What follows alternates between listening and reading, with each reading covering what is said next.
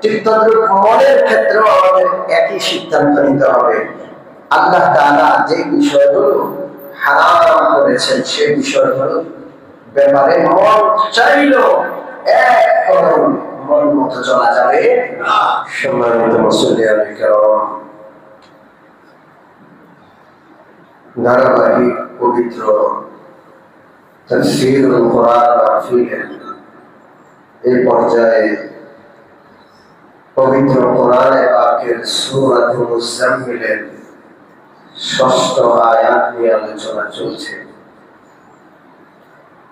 এই পবিত্র আয়াতে রাত জেগে তিলাওয়াত করলে, রাত জেগে তাহাজ্জুদের নামাজের তিলাওয়াতের মূল্য বোঝানো হয়েছে, ফায়দা কি তা বলা হয়েছে। আল্লাহ তাআলা বলছেন, ইন্না নাশিআতাল লাইলি হিয়া আশাদ্দু ওয়াকআন ওয়া আqওয়ামু কিলা। নিশ্চয়ই রাত্রিকালীন জাগরণ, রাত্রে জেগে নামাজ আদায় করা, তিলাওয়াত করা, এটা কঠিনভাবে প্রবৃত্তিকে দমন করে, নফসকে দমন করে এবং রাত্রি জেগে নামাজ আদায় করা, ইবাদত তিলাওয়াত করা, এই সময়টা কথা বলার জন্য বড় উত্তম। বান্দা এই সময়টার সাথে কথা বলবে, বান্দা কার কাছে দোয়া করবে, অর্থাৎ এই সময় দোয়া কবুলের খুবই উপযুক্ত একটি সময়। সারা পৃথিবী ঘুরে অচেতন আল্লাহর খাস বান্দারা এই গভীর রাতে উঠে আল্লাহর কাছে দোয়া করলে আল্লাহ তাআলা সেই দোয়া কি করেন? কবুল করেন। তো আমরা আলোচনা করছিলাম গভীর রাতে উঠে কোরআন তেলাওয়াত এবং নামাজ আদায় করলে প্রবৃত্তি দমিত হয়, নফস দমন হয়। নফসকে দমন করতে হবে, জান্নাতে যেতে হবে। মন মতো চলে কেউ জান্নাত লাভ করতে পারবে না। মনকে দমন করতে হবে, মন মতো চলা যাবে না। মনের ঘাড়ে লাগাম লাগাইতে হবে, মনের মুখে। মনকে শরীয়তের অনুগত করতে হবে। আমার মন মতো আমি চলবো না, আমার মনকে শরীয়ত মতো চালাবো। ঠিক কি? যতক্ষণ পর্যন্ত মুমিন বান্দা তার মনকে শরীয়তের অনুগামী না করে, ততক্ষণ পর্যন্ত সে মুমিন হতে পারে না। لا يؤمن أحدكم حتى يكون هواه تبعا لما جئت به। নবীজি বলেন, অতক্ষণ পর্যন্ত মুমিন হতে পারবে না, তোমাদের কেউ অতক্ষণ পর্যন্ত মুমিন হবে না, মুমিন বলে গণ্য হবে না, হাত্তা ইয়াকুনা হাওয়াহু তাবআন লিমা জিতু বিহি, যতক্ষণ পর্যন্ত তার মনটা আমি যে শরীয়ত আল্লাহর পক্ষ থেকে এনেছি সেই শরীয়তের অনুগামী না হবে। মন মতো চলা যাবে না, মনকে শরীয়ত মতো চালানো লাগবে। ফজরের সময় মন চায় না ঘুম থেকে উঠতে, মনের কথা শোনা যাবে না। আল্লাহ রাব্বুল আলামিনের পক্ষ থেকে মুয়াজ্জিনের কণ্ঠে আওয়াজ আসছে, আল্লাহু আকবার, as-salatu khayrun minan nawm, hayya alas salah। এটা আল্লাহর ডাক, মনের ডাক শোনা যাবে না। কাঁথা, লেপ, তোশক, আরামের বিছানা সব ছুঁড়ে ফেলে ঠান্ডা পানি দিয়ে ওযু করে দৌড়ে আল্লাহর ডাকে সাড়া দিতে এসে যাওয়া লাগবে। ঠিক কিনা? মন মতো চলা যাবে না।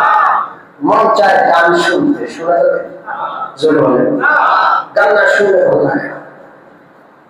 এই যে নদী সারা দেশে বন্যা হচ্ছে, পানিতে ডুবছে, এই নদী পার হওয়ার সময় দেখি প্রভাব তৈরি পোলা পাই দেশ স্বাধীন করছে, এখন নাচে গায়, কিসের জুমা কিসের নামাজ, জুমার সময় দেখতেছি বাচ্চারা এগুলো করতেছে, কারা এরা, কার সন্তানেরা, এদের কি মা বাবা নাই?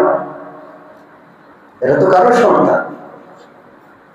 16-17 বছরের বাচ্চা, 14-15-16-17 বছরের বাচ্চা নৌকার মধ্যে এতগুলো সাউন্ড বক্স লাগায় উচ্চ সুরে কঠিন আওয়াজে নাচছে গাচ্ছে। এই দেশে কি তাদের বাধা দেওয়ার মতো কেউ নাই? কেউ নাই এদের বাধা দেওয়ার মতো। এই অন্যায় কাজগুলোতে বাধা না দিলে সবাই এই অন্যায় কাজের কারণে যত আযাব আসবে আমভাবে ব্যাপকভাবে সবাই ভুগতে হবে।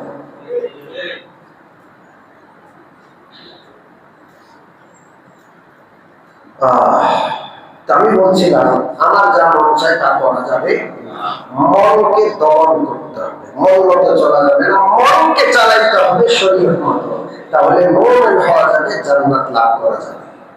আর তাহাজ্জুদ দ্বারা, রাত্রি জাগরণ করে আল্লাহর ইবাদত তেলাওয়াত দ্বারা ওই মনটাকে দমন করা যায়। কে দমন করে দেন?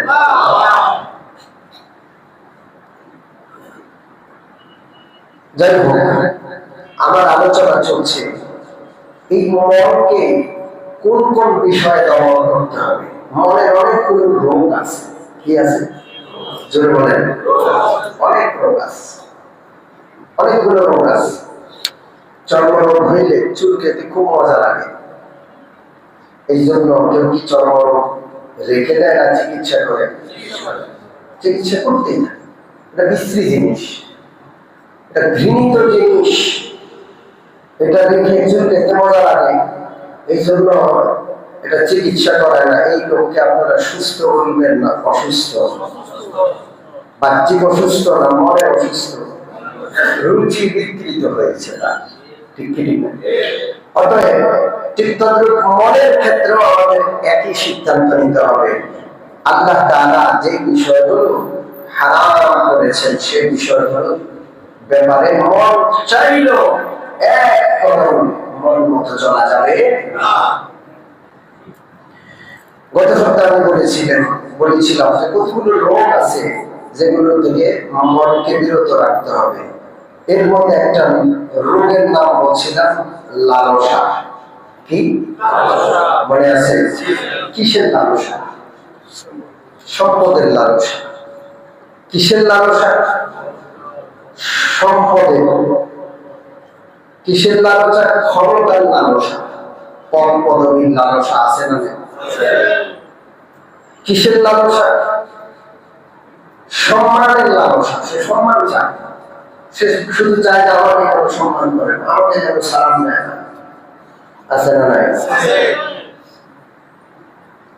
তো গত সপ্তাহে আমি সম্পদের লালসার ব্যাপারে কথা বলছিলাম। সম্মানিত উপস্থিতি, সম্পদ, দুনিয়ার মাল দৌলত, সম্পদ বা গোটা দুনিয়া, এটা কেমন?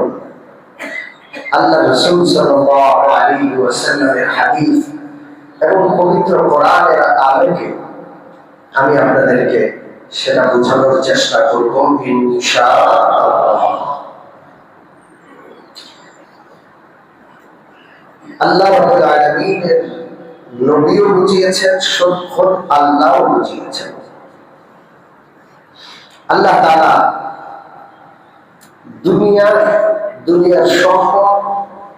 দুনিয়ার সম্পদ কামানোর নেশা, এই নেশাটাকে আল্লাহ তাআলা বলেছেন এটা খেলার মতো, খেলার একটা নেশা। যখন খেলার সময় আসে, সিজন আসে, খেলার নেশা জাগে কি জাগে না? বিশ্বকাপ, একেবারে কোন দেশের পতাকা, জীবনে সেই দেশে যান নাই, সেই দেশের মানুষগুলো আপনার নাম জানে না, কিন্তু এমন নেশা, টাকা খরচ করে কয়েক মাইল পতাকা বানায়। আছে না? কি পাগলা! আর্জেন্টিনা জীবনে যায় নাই, আর্জেন্টিনার লোকেরা বাংলাদেশ নামটাও জানে না, ব্রাজিল, ওরা আমাদের ছিল বাস এক ফুটবল। এই ফুটবলের ছিল ওদের নাম শুনছে, এখন ওদের সমর্থক এখন কয়েক মাইল পতাকা বানায়। এরকম পাগল আছে না? এগুলো একটা নেশা, সাময়িক নেশা। ওই খেলা শেষ, ওই নেশা শেষ। গত বিশ্বকাপের আলোচনা যদি এখন করি আর খুব উৎসাহ দেই যে চলে আবার পতাকা বানাই, কেউ বানাবে? কেউ বানাবে? সমর্থকরাও বলে এখন পাগলামি করে লাভ, তখন সবাই পাগলামি করছে। আল্লাহ রাব্বুল আলামিন দুনিয়া সম্পর্কে, দুনিয়ার হায়াত সম্পর্কে বলছেন, ওয়ামা হাযিহিল হায়াতুদ দুনিয়া ইল্লা লাহবুন ওয়া লা'ib ওয়া ইন্নাদ দারাল আখিরাতা লাহিয়াল হায়াওয়ান লাউ কানু ইয়ালামুন। আল্লাহ রাব্বুল আলামিন বলেন, এই দুনিয়ার হায়াত এটা হলো একটা খেলার মতো, সাময়িক উত্তেজনা, যতক্ষণ খেলা ততক্ষণ উত্তেজনা, খেলা শেষ, খেল শেষ, উত্তেজনাও শেষ। এই সম্পদ কামানো, এই হায়াতের মধ্যে নারীর পিছনে পড়া, সম্পদের পিছনে দৌড়ানো, এগুলো সব একটা সাময়িক নেশা, খেলার মতো।